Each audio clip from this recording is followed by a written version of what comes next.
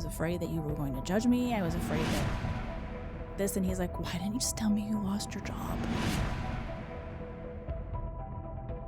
He's like, it would have been fine. He's like, you would bounce back quickly. And at the time, I was just trying to think, how can I put less stress on you? How can I make this easier for you? But I was making it harder for me. And I didn't realize that if it's easy for me, it's going to be easy for him. That was not the headspace that I was in. That is not what I was. That's not. What didn't allow you to think that way, though? That's the issue here. It's not that you couldn't. It's not that you needed to be much older for you to say, oh, I can reflect. It's honestly a choice we make in that moment. Are we going to own the moment, or are we going to snooze it because we want more learning added to that? And that's kind of what you did. It is. And the problem was like I said earlier on, is that Justin and I handled stress much differently.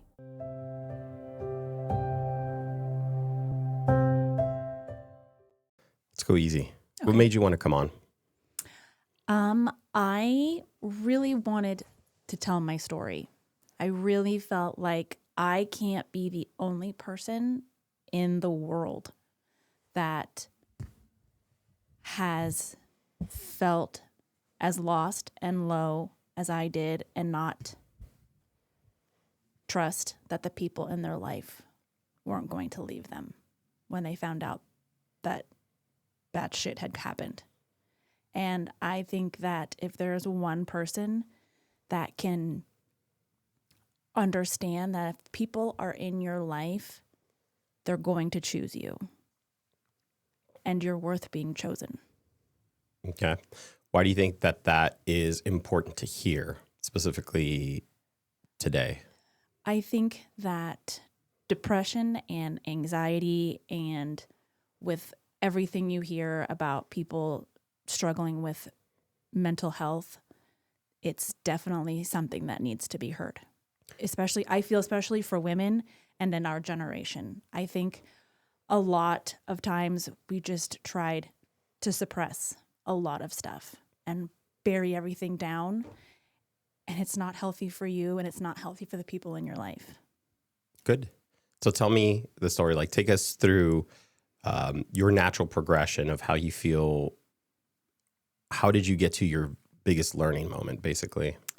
My biggest learning moment was I had been married to my husband. We were for a couple of years. We've been together for a really long time, since I was 18. Mm-hmm. So I was in my mid-20s. We had just had our daughter. We bought a house. We both had stable jobs. We had our own cars. We had just normal life. And before I got married, I graduated from college. But at the time, I had a major in interior design. And when I graduated in 2010, the economy was basically shit. So nobody really wanted interior designers. So I had to just find a job. And I always worked in like the medical field. And I had a really good job. I was working. And one day I was coming home from work and I got a call from someone I did an internship with. And he was like, hey, I have an opportunity for you. It was life-changing. In interior design? In interior design. Okay. Yep. It was for doing kitchens in restaurants. And so I went home and I was like, I have to talk to my husband first.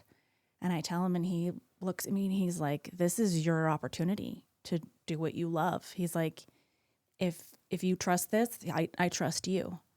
And I was like, okay. So I took the big leap and I took this job. And before I took this job, we were planning to have our second child. We had talked about it. Our oldest was 2, almost 3. We're like, it's time. So as I got the job, I found out a few months later that I was pregnant with our second. And I had told my boss, and he looked me in the face and said, that's not really in my timeline. And basically told me, congratulations, but I'm going to have to let you go. Oh, wow. I was stuck. I was like, I left a steady job and now I don't have anything. And I could not fathom going home and looking at Justin and saying, I'm sorry I took this giant leap and now I fell flat on my face. What is that? Because I have, more like I had this giant feeling that I had to be the one to control everything, that it was my responsibility to make sure everything in our life went smoothly.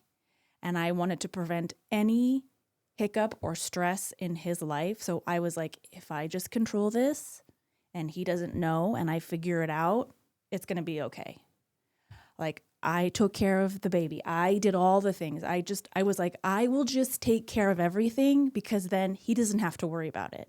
And I'll just do it. And I was never one to ask for help. I was never one to want to disappoint anybody. I was like, I can just make everything easy and it's going to be okay. If you think about it, when's the first time that ever showed up for you, that mentality? Oh, God, when I was a kid. I mean, it was my entire life. I mean, after all of this happened, my mom looked at me and she goes, you have this giant problem with not wanting to disappoint people. And I think that it was because I always knew the reaction I got when I did something bad, no matter how big or small it was.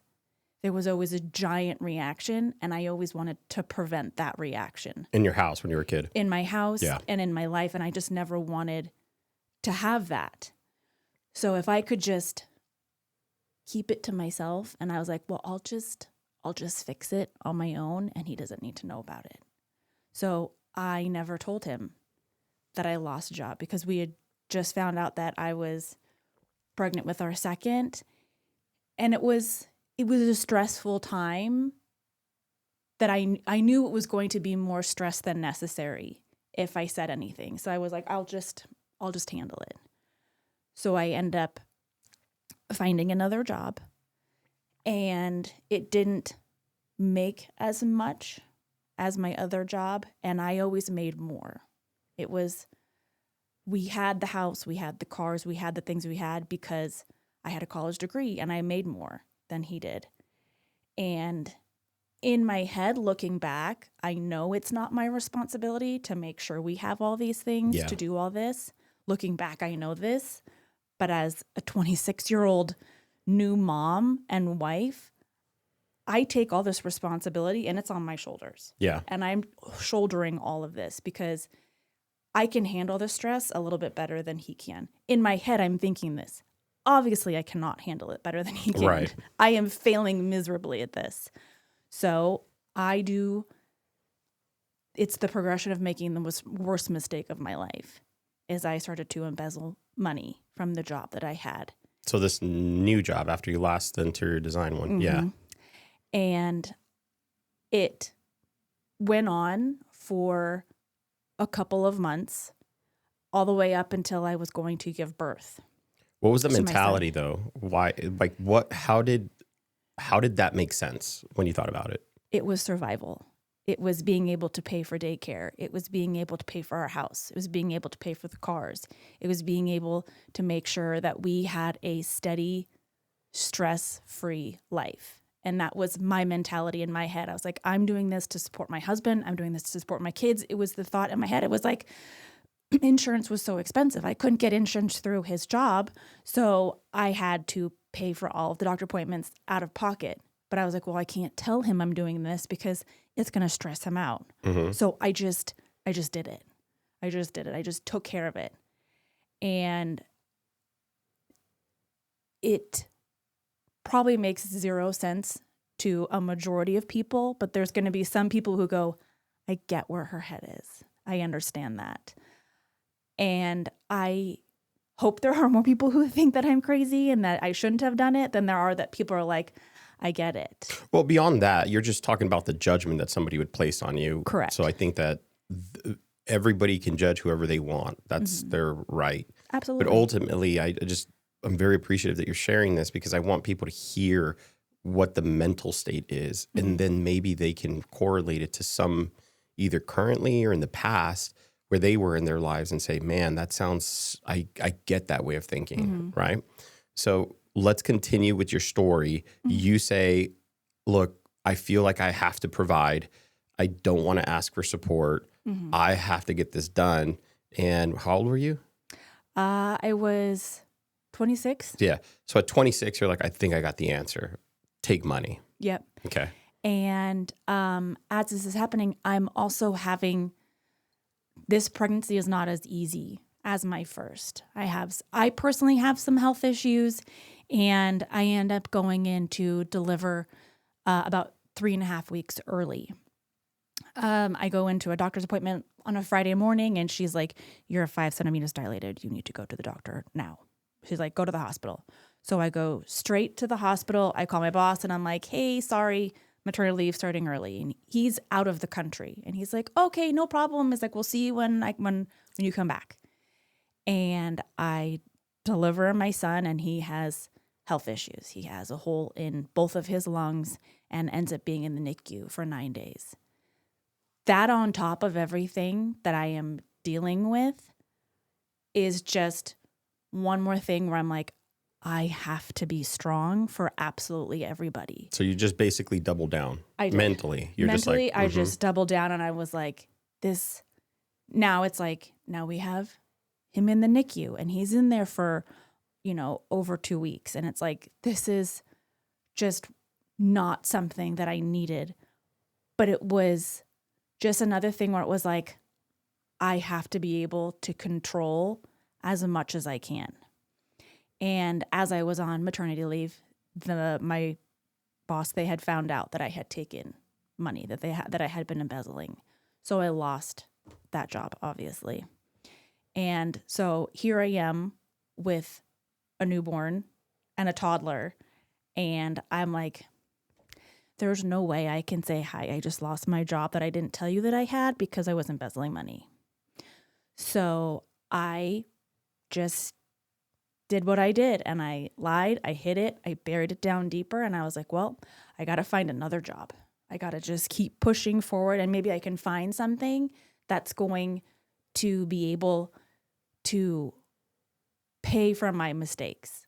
Because I went and I called an attorney because they were going to press charges, obviously. So I call an attorney, and he's like, well, can you pay this back? And I was like, no. But he goes, well, we're going to have to figure out a way for you to be able to pay this back, and then this will be able to keep you out of jail. And I was like, okay, then that's what I'll do. So I went and I got another job, and I just did what I was doing best. And I tried, and I embezzled more money to try and dig myself out of this hole. I never was able to pay back what I had taken because now I have 2 kids in daycare. I have medical bills that are stacking up, and I'm still having to pay for a house, a car. And yes, Justin is working too, and he has an income, but it's not quite as much as it would be as I was making. So I just kept embezzling, and I kept taking any opportunity that I found that I could. And it got to a point where I just couldn't do it anymore. I knew I was like, I'm on the brink of being caught again. And I was like, so the first thing I did was I just dipped. I got out. I was like, I'm going to quit this job, and I'm leaving. I was like, I'm done. I can't do this anymore. I got to figure out how I can just find a better paying job. What was the stress? We get that you have stress from bills and everything else that you had. The stress was knowing what I was doing. It was starting to take a toll on me. I was starting to have this immense guilt that I was like, how did I get myself in this position? Like, how did I get here in this spot, in this, like, I was ready to stop. I was ready to just say, you know what, to call my attorney and be like, hi, I need to just figure out like a monthly payment where I can just pay these people back and just be done. So I found another job that was significantly closer to my house, that was going to be easier. The hours were going to be better, and I was going to be making a lot more money. So I went and I took that job, and I left the job that I was at. Once I left, they pretty quickly found out what had happened. And before I could even say, hey, I understand that this is a problem, I'm trying to make this better. I don't think it works like that. It doesn't work that way. No, it doesn't. She called my job and was like, just so you know, this girl that you hired, she stole money from me, this and that. And he called me into his office, and I just was like, I just looked him right in the face, and I was like, yeah, no, that wasn't me. I didn't do that. I was like, I don't know why she's blaming me, but I didn't do it. Because I was doing everything I could to keep this job. And one day, it was Valentine's Day. And I will never forget this day, because it was the day that I significantly made everything in my life 10 times harder.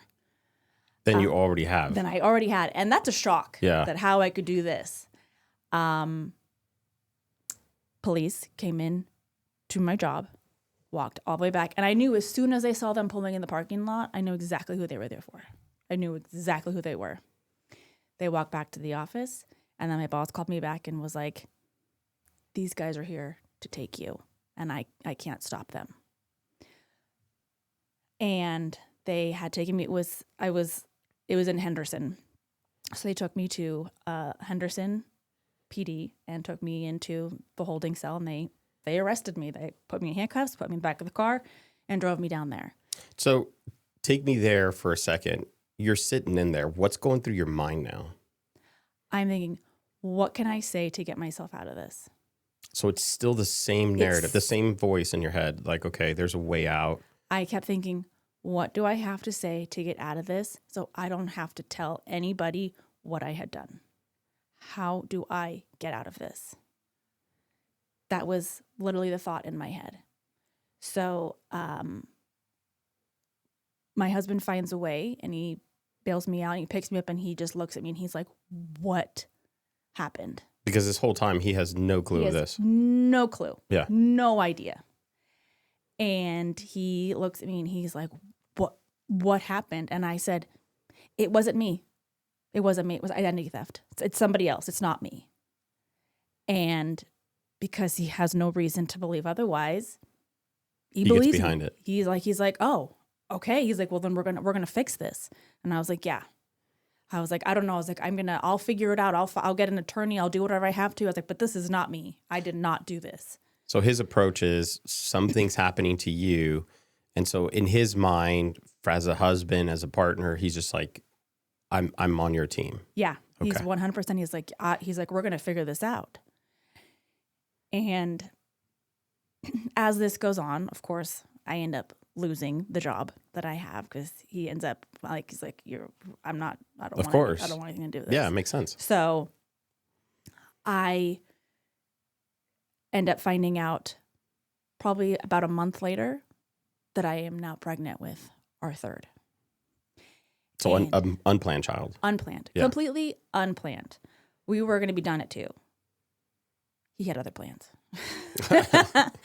So, well, we'll talk about the science of that later. Yeah, that could be the next podcast. Yeah. And so I am in this. I have a toddler, a 9-month-old, and now I am pregnant. And now I am also up against embezzlement charges, because now both places are filing charges against me, and cops start coming to the house and knocking on the door. And you're unemployed now. And I'm unemployed. Yep. And I do everything. And Justin's like, well, this isn't you. He's like, just hide. I'll tell him that you're not here. So that went on for a really, really long time. And I made up this giant story in my head because I just was too afraid to come clean. Did you ever think about what you were doing to him, as far as you said, no, it wasn't me, and he mentally is fine. Yeah, it's not. I'm going to do everything.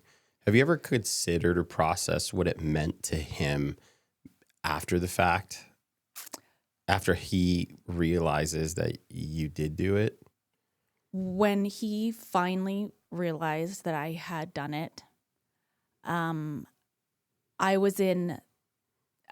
will never forget, I remember sitting on my bunk, and I just remember being, he's done. he's never going to want to see me again. There's no way he could still love me. There's no way he could want anything to do with me.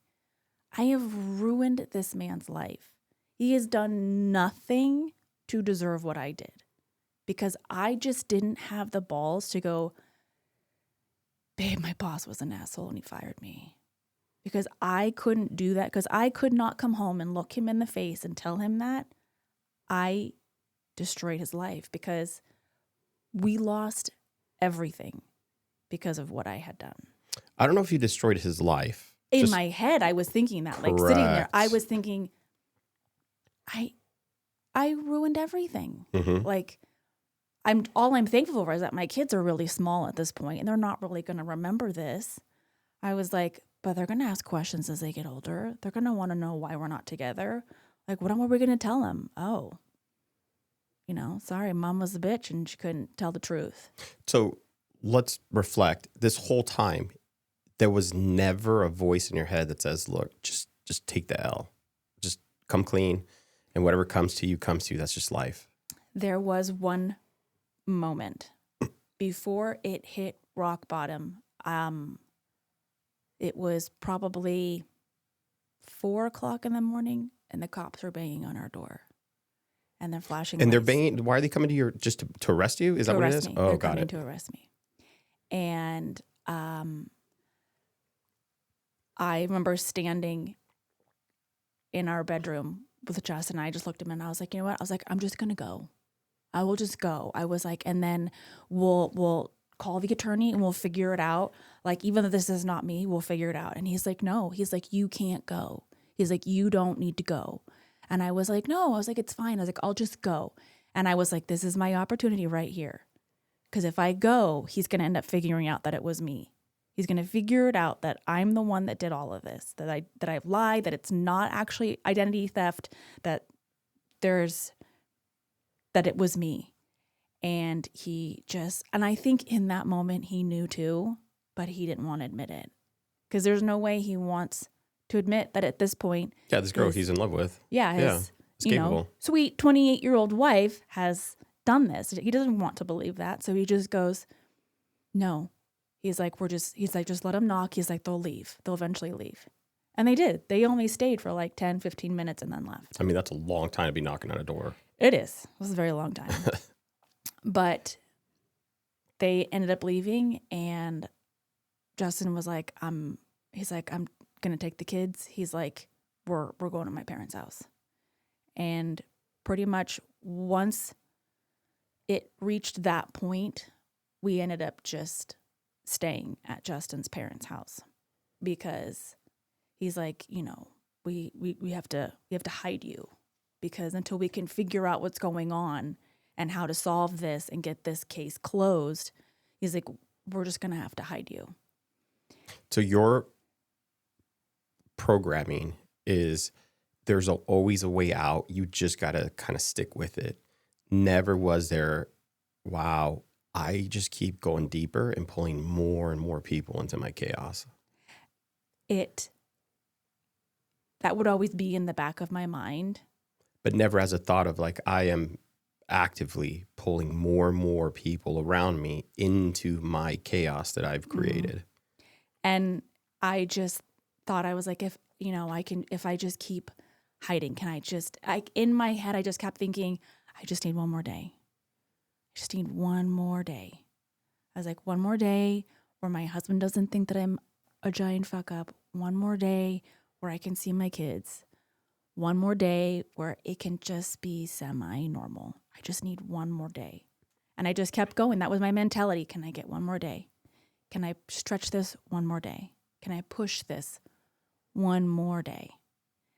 And I got one more day until right after my son's first birthday.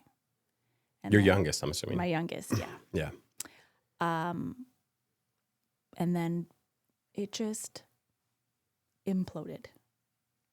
They came to the door. They had a warrant. They walked in the house. And I remember I was holding my youngest. I was getting ready to put him down for a nap. And they came up the stairs, guns drawn. And poor Justin just was like, she's holding the baby. Like, what are you doing? And he comes in and he takes my son from me and they arrest me and they send me to jail and I am gone for 3 weeks. And finally, Justin and my parents, who I have kept out of this as much as possible, because if anyone knows that I'm lying, it's going to be my parents. And I just didn't want to get them involved. I didn't want them involved. I didn't want my sister involved. She was living in D.C. at the time for college and her internship. And it's so crazy how your mind works at that age where you're saying it's really not even an age thing. It's just your own maturity that here you are continuously wrapping more and more people in with the slow drip, but yet you still have this idea like, but I'm going to be good. I'm going to keep it away from other. It's like, it's so dishonest to yourself. Yeah. Yeah. Yeah. And, I just knew that as soon as I got in the back of that cop car and they sent me down for booking, I was like, it's done. What does that feel like? I have never felt so low and alone in my life. What's happening to you in that moment? You're sitting in the back of the cop car and you I'm assuming you realize the jig is up. Yeah. What is it that goes through your mind? How long am I going to be in jail? Like, is anyone even going to care? What's the rest of my life going to look like? Are my kids even going to know who I am? Like, where? Because you don't understand what the actual consequence will be. Yeah, at this point, I don't know what I'm looking at. I have no idea. Yeah. Like, I've just been running and hiding for, at this point, almost 2 years. And I was like, I don't know what to do at this point. I don't know what to think. I don't know what anyone's going to say to me. And I just know I was like,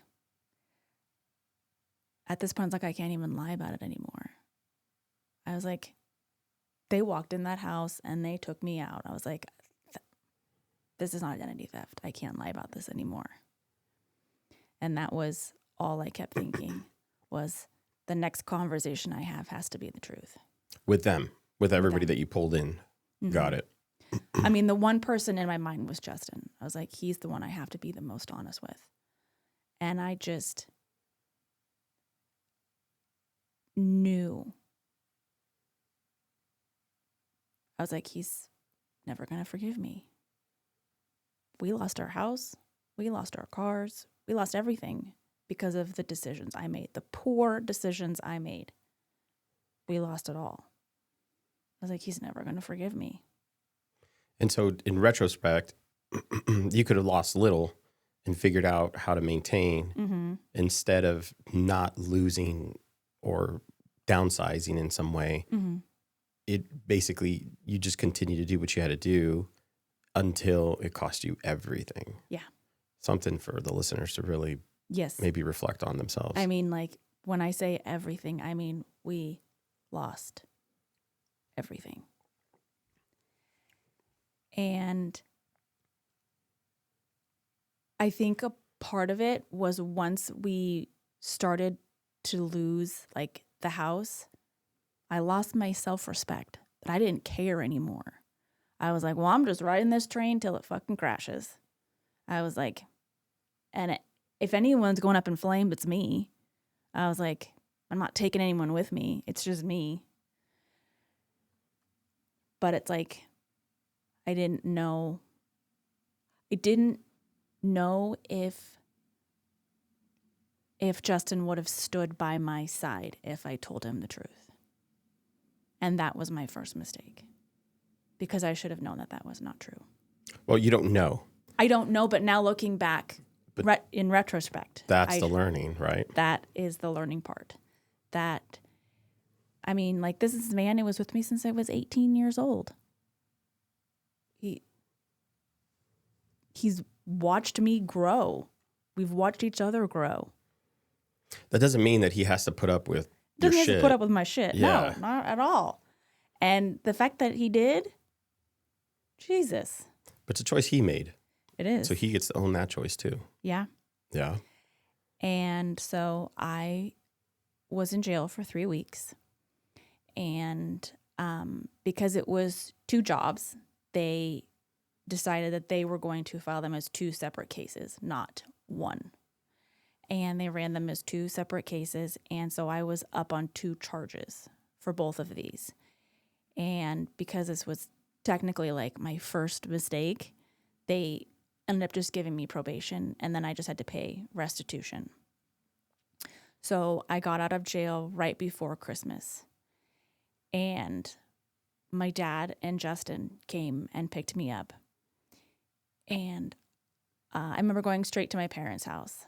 And I remember Justin just looking at me and he was like, what happened? Yeah. Like, tell me what happened. Because So he still has 0 answers. he just he knows at this point it was not identity theft. And yes, I took all that money. He doesn't understand how all of this took place. And so I just tell him the truth. I said, I was afraid to tell you the truth. I was afraid that you were going to judge me. I was afraid that this. And he's like, why didn't you just tell me you lost your job? He's like, it would have been fine. He's like, you would bounce back quickly. And I was like, yeah, well, at the time, I was just trying to think, how can I put less stress on you? How can I make this easier for you? But I was making it harder for me. And I didn't realize that if it's easy for me, it's going to be easy for him. That was not the headspace that I was in. That is not what I was. That's not What how didn't I allow thought. you to think that way, though? That's the issue here. It's not that you couldn't. It's not that you needed to be much older for you to say, oh, I can reflect. It's honestly a choice we make in that moment. Are we going to own the moment? Or are we going to snooze it because we want more learning added to that? And that's kind of what you did. It is. And the problem was like I said earlier on, is that Justin and I handled stress much differently. And it was easier for me to like roll with the punches, figure it out. We're going to handle this. It's going to be okay. He never was like that. He had a different outlook. And it was like in his mindset, everything was a struggle. Yeah. And so I was like, well, if I can just not add one more thing to that, I was like, and I'll shoulder that. He's not going to have to worry about it. But that mindset is what I'm talking about. I know people are going to be able to listen to this and relate. That's such a crazy way to think. I know. Right? You know now, Yeah. but for anybody else, if you're in the middle of it, just take a step back. And You've got to reflect. Because now knowing now in our life when things like that come up, like, because since after all this happened and years down the line, you know, I had a job and I lost a job, and Justin was like, hey, you know, it's okay. We're going to figure it out. You're going to bounce back and you're going to find another one. And I did. And we moved on. And it's knowing that now it's that growth, knowing that I can tell him the bad news. He may not like the bad news that I tell him, but he's going to take it in. He's going to listen and he's going to say, okay. Why is it bad? In your mind, when you think of that, why do you think of it as bad news? Well, I mean, like losing a job, that's never good news because, you know, especially when you have in our situation currently, because of the past, that I can go into more of that, but I'm the only one that is working. So to have me out, like I'm the sole provider, I am the paycheck. That's like, okay, now we have to sit and we have to figure out how we're going to get by until we have the next income coming in. But why is it bad? We're going to go back to this because we're going to explore this. You have to understand the mentality. You have a choice to make. The thing that you had is gone. What takes its place? Something in new. Your head. Opportunity. Yeah. That's the shift that most people need to make. It's not what I lost. It's what opportunities I can have, the possibilities of them. That's literally the way that I look at it and reflect on my own life. That's kind of the idea of, is it glass half full or half empty? The reality doesn't change. The glass has half its volume full. It's how you perceive it. So if I perceive it as a bad thing, It is a bad thing. Yeah. You made it a bad thing. There was no other option for it to be anything else but bad. But if you keep an open mind and you say, well, you know what? I get it. This sucks. But you know what? Here's opportunity. What am I going to do with that chance of opportunity? And I am definitely one that can be more of a glass half full kind of person. Doesn't sound like it. I think the problem is that I knew he isn't. So I'm automatically assuming what he's going to do. But this is where I keep bringing you to. You, instead of reflecting on you, you punted it onto your husband to say, hey, I have to prevent that. But never from your own acknowledgement of like, you have no control over anyone. Yeah. 0 people. You have control of you though. And to shift the focus back to you would have been the thing that provides you the most opportunity. And instead you did not. No. And you said, oh, I'm such a righteous person. I'm doing this for my husband. Look at how amazing I am of a human being. Where really you were just hiding the responsibility. So I'm assuming that as you sat in the 3 weeks, when did this hit? Like, when did you start processing? Because it was just go, go, go. When did you actually stop to start reflecting? I started reflecting when I was in jail. And I remember talking to an older lady she was on the bunk below me. And she was like, she said, if your husband loves you, he's going to stick this out with you. I disagree. How could love have anything to do with this? It was the only thing that was going to get me through those 3 weeks. So I held on to that, even though in the back of my mind, I was like, she is full of shit. But I love her so much for saying that. But I was like, yeah, I don't really know if that's true, but it's going to get me through the next 3 weeks. And that is what I'm holding on to. Okay. And so once I got out and I had to admit to everybody what I had done and tell the truth, it was not easy. I mean, not like it should have been easy, but what was not easy about it? Speak to that. Coming back and not having anybody on your side and everybody looking at you saying, you are the bad guy. You're the reason why we're all struggling. You're the reason why all these bad things happen. But isn't that the truth? It is the truth. And I owned it. And I said, yeah, you're 100% right. It is. I made a mistake from day one and I owned all that. And I said, yeah, you're right. But it was so much easier for everyone to be angry. What do you mean? It was so much easier for everyone to be angry at me than have them understand that I know what I did. I know what I did wrong. It was easier for them to go, well, because of you, Justin lost this. Because of you, Justin lost that. Because of you, we had to do this and we had to do that. And, Do you understand that mentality? Oh, yes. 100%. It just was like, as soon as I went back to try, because as soon as I got out, it was like, well, you're going to have to find a job. And I remember my parents being like, maybe you shouldn't. Maybe it should be Justin. Maybe you should go. And I was like, I can't have Justin go to work and pay my restitution. I was like, I have to be the one to go back and I have to be the one to fix my mistake. It's the only way. So it sounds like the same mentality.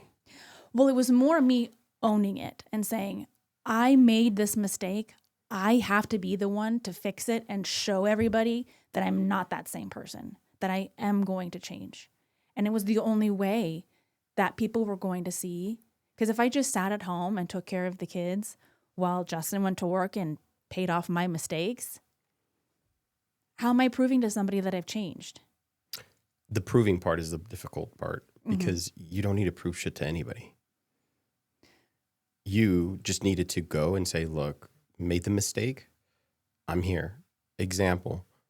Why did you have your husband stay at home? Because it costs money, right? For daycare. Yeah. And you had said, hey, look, it actually balances. So why can't you look at it the same way to say, if you stayed home, you're helping pay back because you're saving money. Mm-hmm.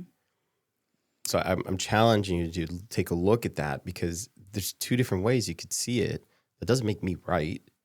you follow, and you wrong how you thought about it. It's more of, man, you know what? It is help, but why couldn't you? Because it's the same mentality from before. You have to do it. Right. And I think that it was, I felt like I had to, and whether it be right or wrong for somebody else, maybe if somebody else took this path, it would be better for them to stay home with the kids and then have, their partner go to work. But for me, it just was like, I can't do that. I can't. I have to fix my mistake. I have to be the one to do it. I have to show them that I can do it. And it was not easy. It was not easy. Pause for a second. For me, where was that mentality before? You just didn't have a access to it. Fair? Correct. It just didn't exist. That voice didn't exist about take ownership, do what you got to do. Mm-hmm. Ownership was absolutely not in the cards. Yeah. Before.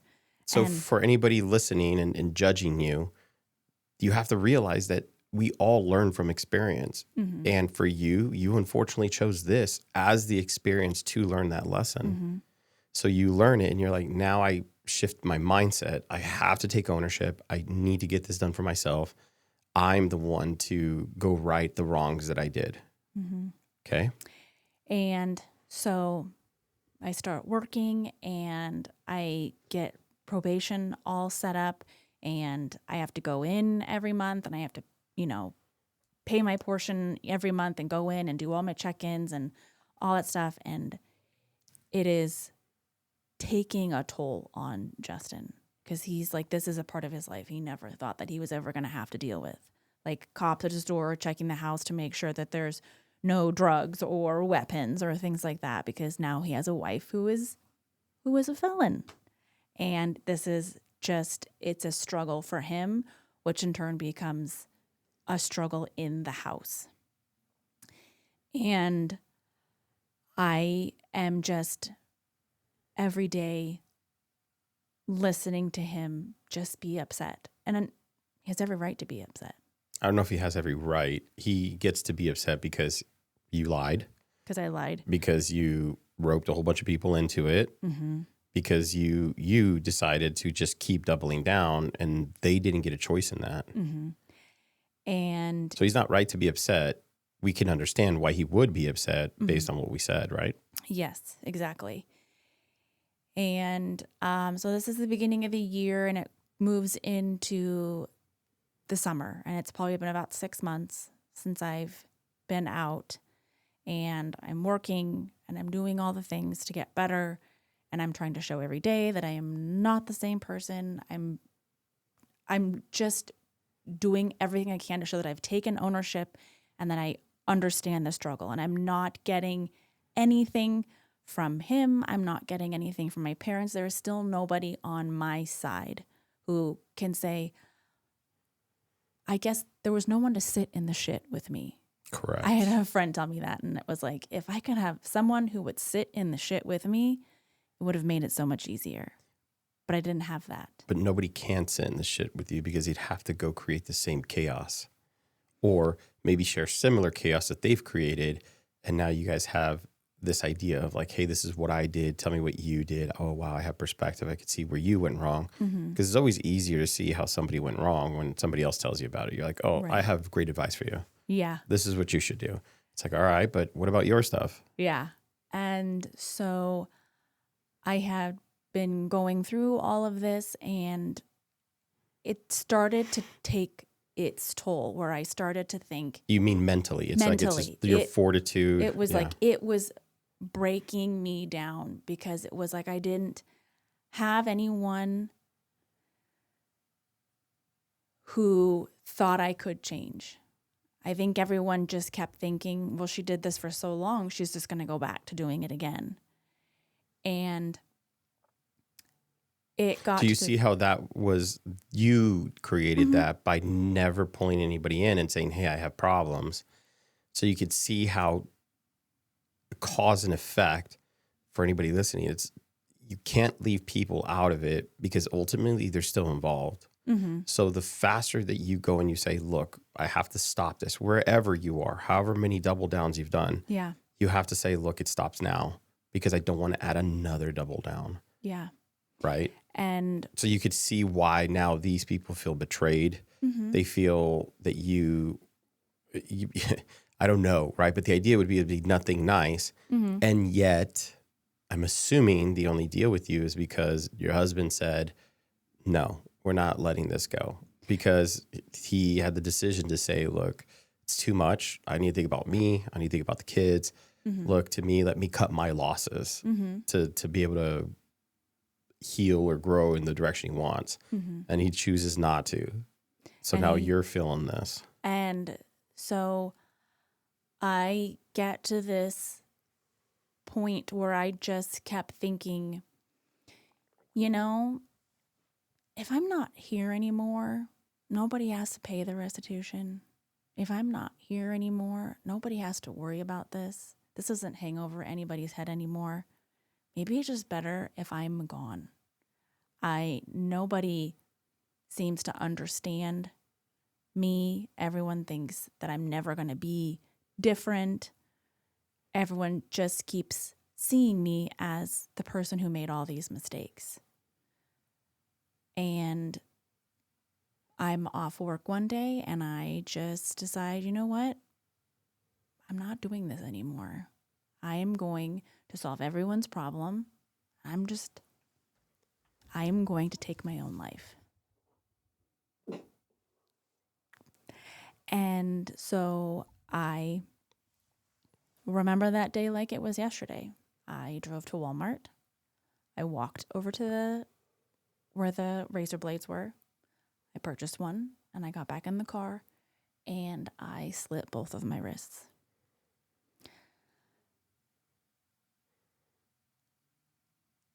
The feeling of not being able to feel good enough anymore had taken over. And I remember slitting both of my wrists and there was blood everywhere. And you're still sitting in the car in the parking lot. I'm still sitting in the car in the parking lot. And I remember thinking, I am not even close. I'm not even close to being dead. That's a crazy thought. And I remember thinking, I fucked up again. And I remember just sitting there going, I can't even do this right. Like, what in the world? Like, all I wanted was just for this to be over, and I can't even do this right. And Justin's like trying to text me, to call me. He's like, where are you? What are you doing? Where'd you go? And I just start texting him all these things like, I can't do this anymore. Like, as you're basically full of blood. As I'm basically like just here going, and I remember telling him like, I remember literally texting him, I can't even kill myself right. And he's like, where are you? And I just drove myself to the hospital parking lot and I was like, bring me some water. I'm thirsty. Like I'm at the hospital. And he comes and he opens the door and he just starts screaming because he sees blood everywhere. And he flags down two residents that are in the parking lot and they come and they get help. And so you didn't walk in. You actually drove yourself. I drove myself to the parking lot and I Crazy. parked the car and they pulled me out of the car and brought me up into the emergency room. And they thought that they weren't sure if I had done any like damage to my hands or my wrists. So they transferred like me nerves and ligaments and stuff. Yeah. So they transferred me to UMC because they have a specialty hand doctor there. And they sent me to UMC and they stitched me up right there. And I stayed the night and they said, you're going to be on a 72-hour hold. We're sending you to this behavioral health. And I just remember getting there and I just kept thinking, how did I get here? How like, I just keep making everything worse. In a hero's journey, they call that the abyss. You've officially entered your abyss. I did. I finally was like, I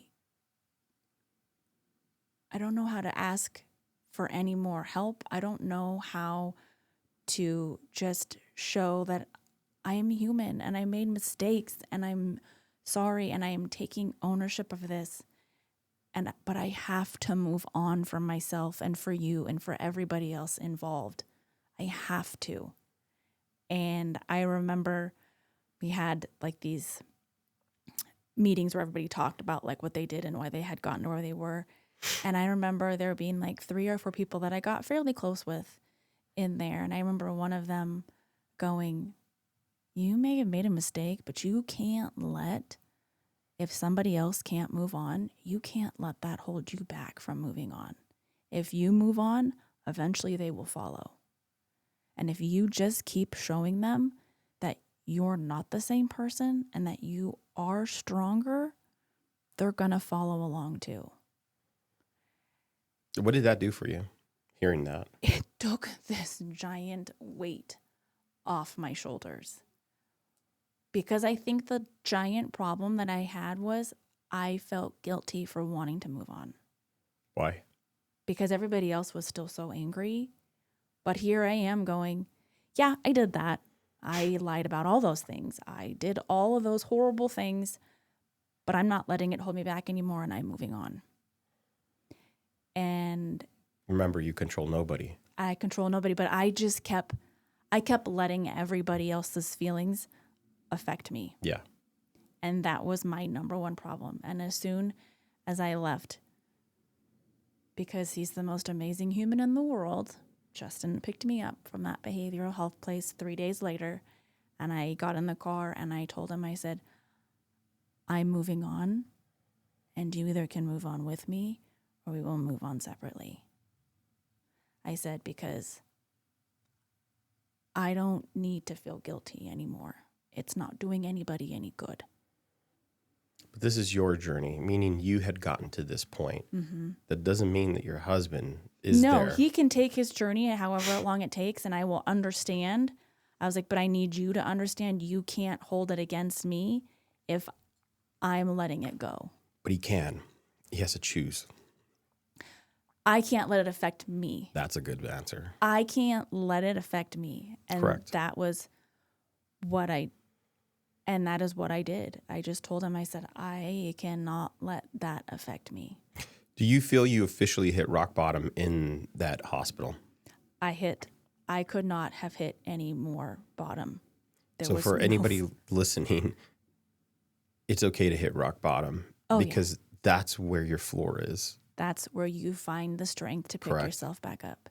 Because I had, whether it worked with Justin and I or not, I still had 3 amazing human beings that didn't really understand what was going on. And I had to be good and I had to be better for them. Why never for yourself? Curious. Why did that thought never enter your mind? That you have to be better for you? I think that as a mother, everything about you takes second place. And like, I can be good for me on my own. But every day I made the choice for them. Do you feel that was just a better fuel? Maybe that fuel for you didn't burn as hot? Mm-hmm. I think that it made it so much stronger when it was like, I have these 3 people who aren't judging me, who think that I hung the moon because I give them fruit snacks whenever they want. I let them watch all the TV. I let them do those things. I let them be kids. And they don't know that mommy made lots and lots of mistakes. They don't know that because mommy made mistakes. She went to a bad place and then she went and she hurt herself because she thought that they would be better without her. And I just finally got to a point where I was like, they need me and I need to be here for them. And I need to show everybody that I'm not the same person, that I have taken ownership for this, that I understand I made the biggest mistake ever in the world, and I will be better for all of them, and I'm going to show them that. And that is what I had to do, and that is what I did. As soon as I left and as soon as I got home, Justin and I separated for about 3 weeks. He needed his space, and then I needed to have mine. And I still, we shared the kids back and forth. They again, still were really little, and to this day don't remember that. But I just remember not even until I got to the point where I wanted to hurt myself and end my life, I didn't even feel like I had the support of my parents. And then I think that was eye-opening for everybody. I think that Justin realized the toll it was putting on me personally, and how it just wasn't getting better if we fought every day about the past when it's not here anymore, fighting over things that don't exist anymore. And I just wanted to be seen. I wanted to be seen. I wanted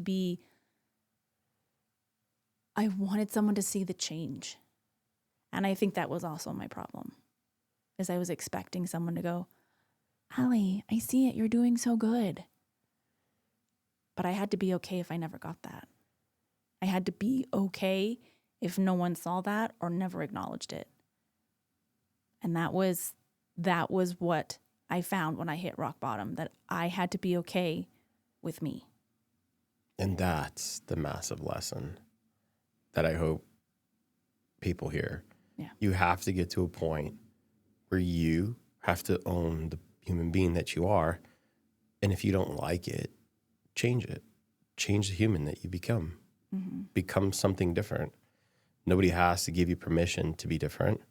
You just choose to be different. Mm-hmm. And all the things, right, that the cliche saying that as you change, the world around you changes is 100% accurate. Yeah. Your world will change because it has to interact with the new you. Mm-hmm. And that's a great thing. And I don't think that you're unique in some way.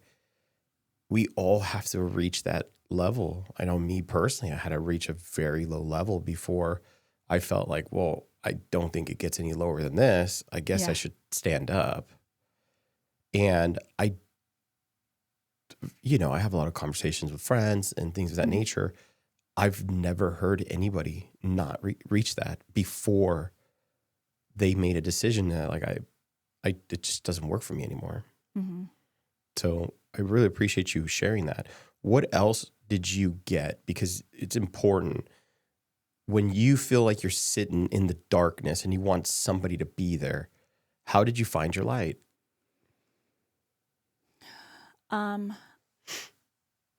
I would sit there and I would reflect on all the changes I saw in myself, finding the strength in myself.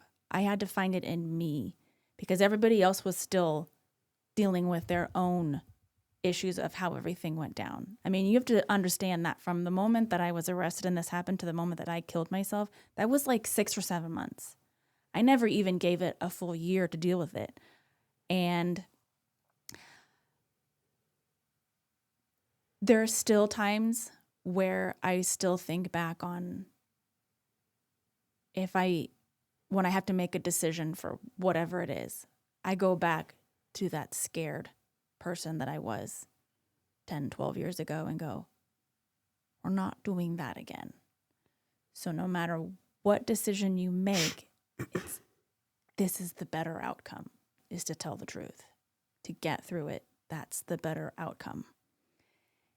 And I think I really just found the strength in myself and my poor decisions and how to be better, is I found it in me, not in somebody else. Because when I was trying to find it with somebody else, it brought me down. So I had to do it for me. I had to think about me. And that was the hard part. So who you are today is not who you were. And I hope that everybody's story sounds like that. What help me understand, what would you tell that 28-year-old Allie? Like, just put yourself in that situation, all that understanding that you have. What would you say to her? It's not as bad as you think. Just tell him. It's not that bad. I promise. Just tell him and he can help you make it better. Just tell him. He's been your best friend for years. He picked you. Pick him. And that is the advice that I can give to my 28-year-old self. Is pick yourself and pick him and put both of your lives first. Because you can tell him and he will stand by your side. Do you think it's healthy for relationships to challenge each other? Oh, Not yes. challenge each other from a personality perspective, but to say, whatever's happening in my life, if my partner can't understand me or help me through this moment, then I guess this is where we part ways. Mm-hmm. Do you ever feel open to doing that? Yes, and I think that was definitely a conversation that we had. But when did you reach that point? Really reached that point was after my suicide attempt, because he was terrified that I was going to do it again. He was like, if you did it once, you're going to do it again. And I was like, honestly, as soon as I did it, I knew I fucked up. I was like, as soon as it did it, I was like, this isn't what I wanted. So you would highly not recommend a try? I would highly not recommend it. Got it. It's not fun. I wouldn't do it. I would not do it. So it was once I came home and I said, I can't let my past define me anymore. So for somebody listening, that's just like, you stupid bitch. Yeah. What did it take? Why couldn't you have just done this before? What did you miss? What did you need? Where did the lesson come from for you to be able to achieve this way of thinking? Yeah.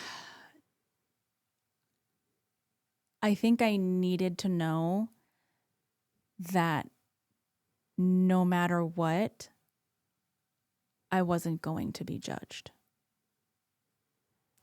I think for the longest time, that was always the one thing that held me back from talking about this, was the fear of judgment, the fear of being looked at like, you did what? Because the one thing that I get told whenever I tell anybody my story, I haven't told many people, but I always get told, oh, usually men do that. Usually men have that fear. And not many women are in my position. I mean, I could be wrong, but from what I'm told is that everyone's like, oh, usually men do that. And I was like, I think maybe it's that feeling like your house, your home is on your shoulders and you have to carry it. And I think that was my number one problem, is I felt like I had to control everything. Without me, everything was going to fail. What would you learn? I learned that it's not just me. It's me and him that carry this together, because we chose to do this together. So I have to make sure it's both of us doing it, going through life, not just me. So I want to challenge that thought. It's you. Remember, I said it from the beginning. You have no control over anyone. You can't decide for him. Mm-mm. He can't decide for you. You have to decide, and that other person decides that that's still their path. Mm-hmm. And if we decided we don't want to do this together anymore because it's not working, then that would have been the choice we made. But I think at the end of the day, I have always looked at I've been with Justin since I was 18, and we've gone through so many things together. And I think that we both said taking the risk of potentially losing this amazing life that we have together with these amazing children that we have, we can get over this little bump. As you have to look at it as a little bump now, because there's the rest of our life to live.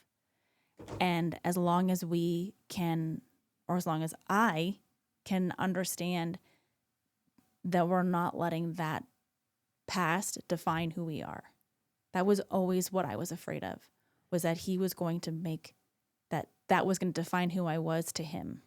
And I didn't want that. And I told him, I said, if you're always going to look at me as someone who made these mistakes, we can't move on. I can take ownership and I can accept this and I can move on and not make those same mistakes again. I was like, but I need you to understand I'm not making those same mistakes and you're choosing us to move forward, and that you're going to not expect me to fail. Because for a long time I felt like everybody in my life was just expecting me to fail. And I decided, I was like, well, I'm just going to show everybody that I'm not. Sure. And that's just what I did. I was like, well, if you think that, then you can think that, but I'm going to show you wrong, because I'm not. I'm going to be better for me, which I need to be a good mother. And I need to show that it's okay to fall, and it's even better to pick yourself back up. And I appreciate you sharing this story. I don't know very many people that would put this to the world because of the judgment that they may face, because of the criticism that you might hear in your circles. But people have to talk about this and normalize that nobody did it right. Yeah. You can't. Then there's no learning in your life if you did it right. Mm-hmm. You have to have mistakes, or I call learning moments. A mistake is a mistake when you choose not to learn from it. Yeah. If you learn from your mistake, you have to call those learning. I just had a learning moment. I didn't know. And it required that moment for all the domino pieces to fall into place. It's like, now I understand. But this is why I keep suggesting to you to possibly look at things different. Mm-hmm. It's about you, period. There's no us in this. I have to be a better human being for me, not for them. Right. They get to experience that better human being that you bring out of yourself, but you don't do it for people. Mm-hmm. That's the fire that you need to stoke, those little embers, so that you could say, look, it's always about me. How do I get to be a better human being? You don't get to be a better mom. You get to be a better human being. And your kids experience that as like, wow, look at mom. She's just an amazing woman. You don't try to cater to anyone. You can't. You can only cater to yourself. Mm-hmm. And that thing that you basically are always kind of trying to fight or improve on is, how much do I love that person in the mirror? Yeah. And if you don't, just take a moment and, as you said, sit in your shit. Look at that person and try to love them, because they need love, and nobody's going to come to love you. And I think, and that was what I had to learn, was because I felt unloved. I felt unlovable when all this went down. And I think that was when I came out of the behavioral health facility. When I came out, I was like, I have to just be okay. I have to just say, I fucked up and I'm not doing that again. I'm not that person anymore. I am going to be better for me so I can then be better for everybody else. Because if I'm better for me, if I let it go, someone's going to follow that same path. And I mean, looking back now, I was like, to this day, like, we've moved on. He's taken the past. It's been harder for him, but he's taken it and he's thrown it away. And I think there's parts that he finally gets it, because we were at dinner with some friends the other night. And someone asked him, like, well, what are you going to do when someone sees this podcast? And, it says they're so sorry to you. He goes, no one needs to be sorry for me. He goes, when all this happened, he's like, everybody was there to support me. Nobody was there to support her. And I just remember thinking to myself, that meant so much, because he's never said that or acknowledged it. And I told him, I said, that meant so much to me that you acknowledged that. He was like, because that's exactly how I felt. And he's like, I know. He's like, but it's different now. He's like, everyone's there to support you. But do you see how it was a decision for himself? Mm-hmm.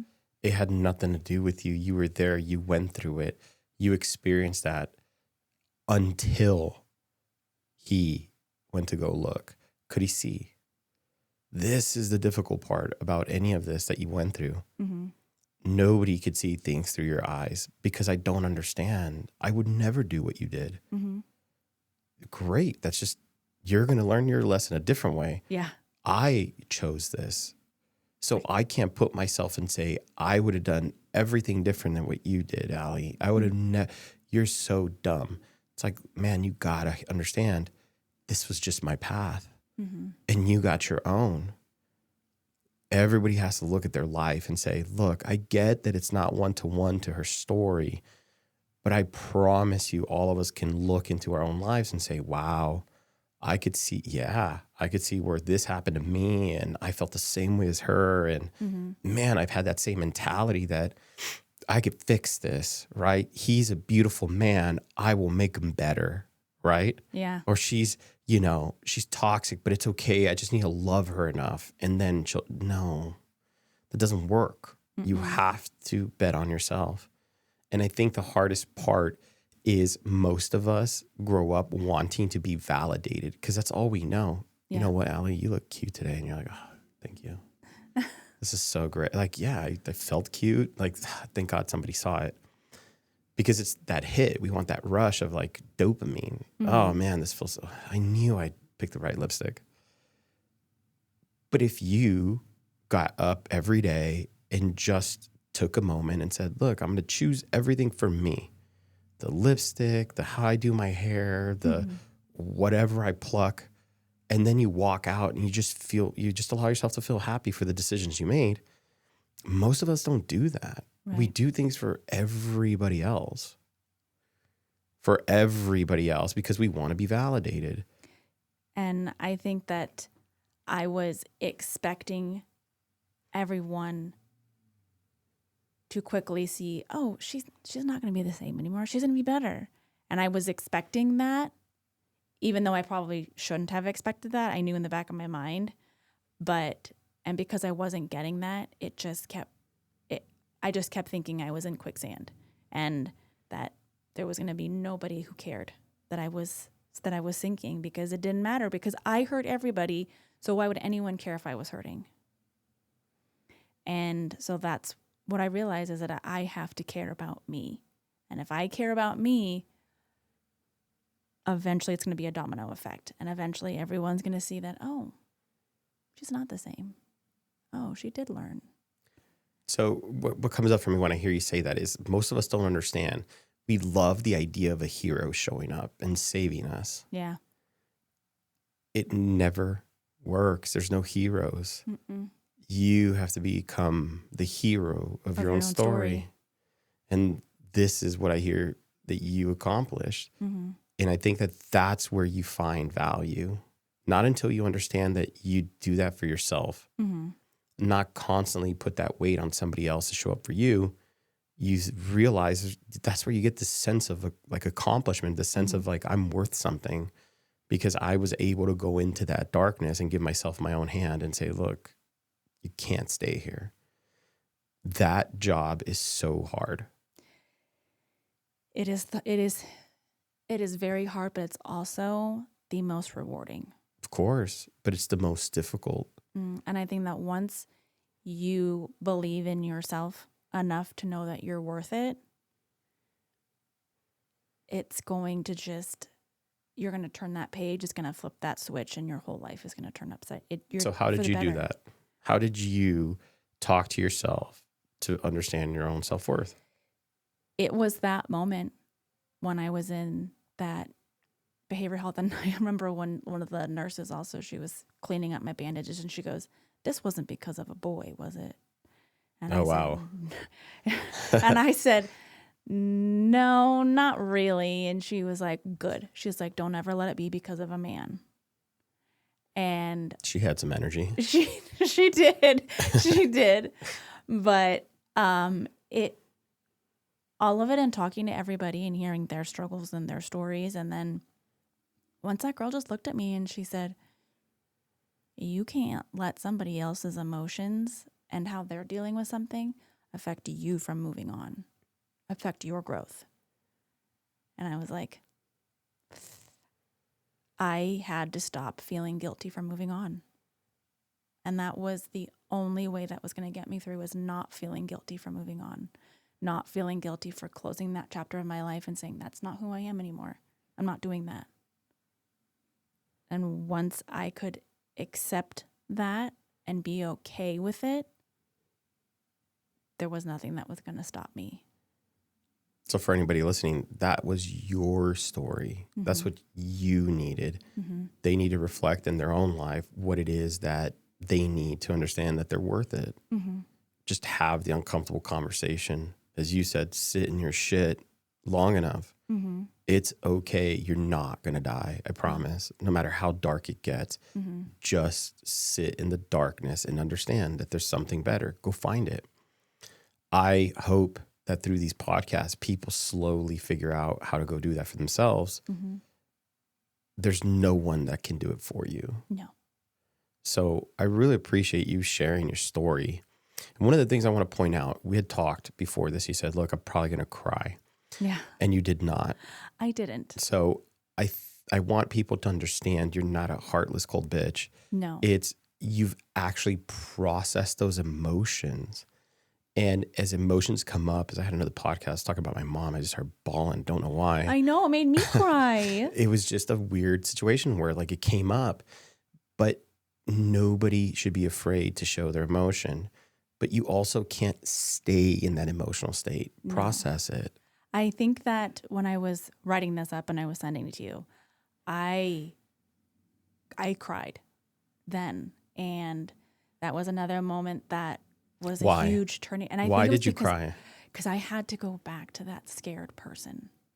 Mentally? Mentally. I had to go back. And I remember like typing it up and then of course having to write about like my suicide attempt. It was like, that was hard to write about also. Because again, it was going back to that mindset. And I remember Justin coming in the room and he was like, "Hey," he's like, "Are you okay?" And I was like, "No." I was like, "I'm writing this thing for Steve." And he comes over and he's like, "Come here." And he just hugs me and just lets me cry. And he goes, "You know, you're not the same person anymore." He goes, it's okay. Justin 6, 7, 8, a year, 2 years ago would have been like, "Well, now you know how I felt." But he took that moment and he hugged me and he was like, "You're not that person anymore. It's okay." But do you see how? And it was just, I felt like I was like, finally came full circle. But it had nothing to It had do nothing with to you. do with me. It was all him realizing it and him in that moment choosing to comfort me over something horrible I had done to him and to our life. And him choosing that moment to go, "It's okay. It's done." And I was like, it almost made it, this is going to sound horrible, but it almost made everything worth it to have that moment. Because I don't know if I would have had that moment if all of this hadn't happened. I don't know if Justin and I would be as close as we are today. And if I would feel as comfortable with him today if something horrible hadn't happened. Wrong. And maybe. I have to look at it like, because that happened, it's okay. We're stronger. We're better. It's just everything will always end up where you are if people are willing to overcome the adversity. Yeah. You do not have to go fucking plunge your life into chaos to end up here. No. Yeah, don't make my mistake. If you can be honest, find it there. Yeah. But I'm just saying that I have to look at it and go, we're this amazing because we conquered these horrible demons from our past. You've made peace. I don't know if you've conquered. We never Peace. Conquer anything. You just understand. I'm the hero to my story, so we conquered it. We slayed that dragon. But I want to make sure people that listen is like you don't have to go create this existential crisis in your life to come to the side what you've expressed and the things that you guys have found together. You individually just have to overcome your own dragons that live inside. And it's just, proud of him that he's taking on himself. But it's also, you can now see, because you've been to that place and you're like, oh, I know what that looks like. Okay, I think he's sending some of his shit right now. Yeah. Okay. But you have, when you've never done it, you have no concept of this. So you would say, he's so distant. Oh God, let me go do something for him. So he's not like, he looks sad.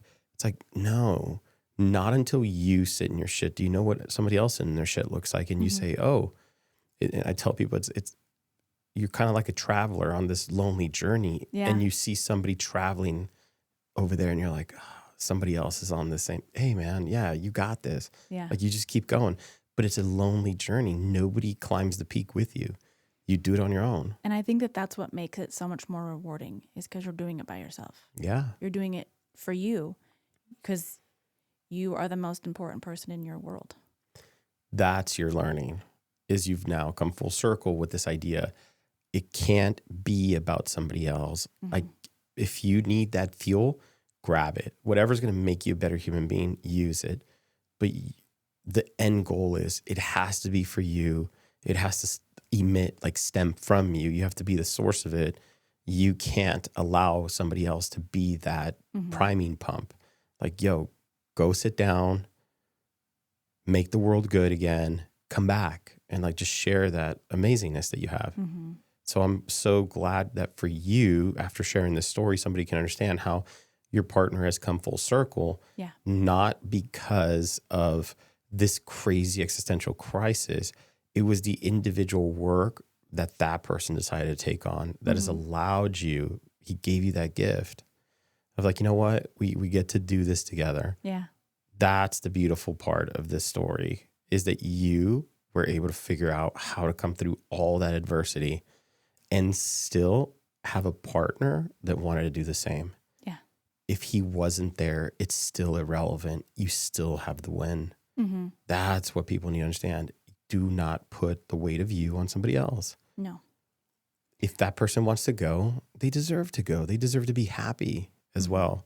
You just keep trucking. And I fully accepted that. Like I was like, he's going to be better without me and I'm just going to have to be okay with that.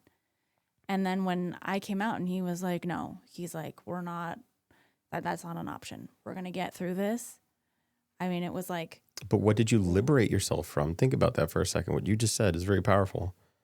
I had to accept that possibility. And what did that allow to enter into your life?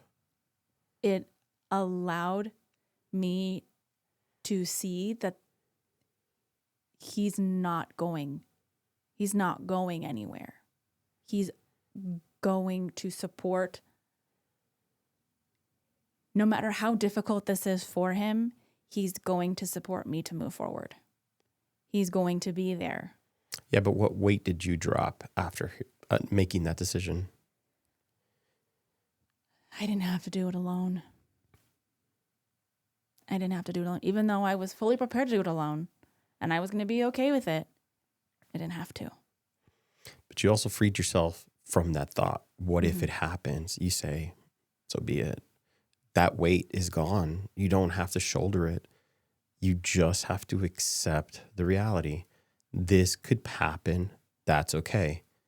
I didn't lose anything. Just new opportunity will take its place.